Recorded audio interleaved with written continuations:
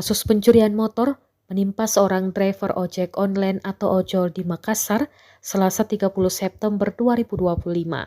Motor korban raib digondol pencuri saat dirinya sedang mengantarkan pesanan di kawasan Jalan Batu Putih. Dalam rekaman CCTV yang beredar, terlihat seorang pria berjalan kaki mendekati motor ojol yang terparkir. Pelaku dengan cepat mengambil kesempatan karena korban lupa mencabut kunci motornya. Tak butuh waktu lama, pelaku langsung menyalakan motor dan membawa kaburnya. Aksi pencurian ini pun viral setelah rekamannya tersebar di media sosial. Salah satunya diunggah akun Instagram @ropong_makassar.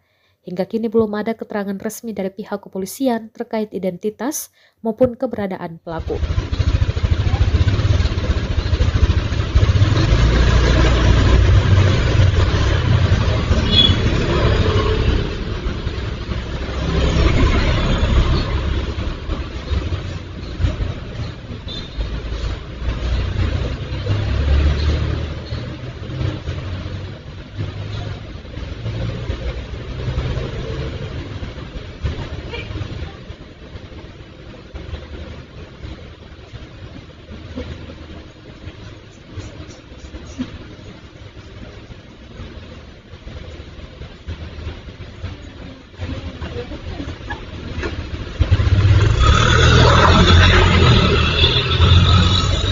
Download Tribun X sekarang, menghadirkan lokal menjadi Indonesia.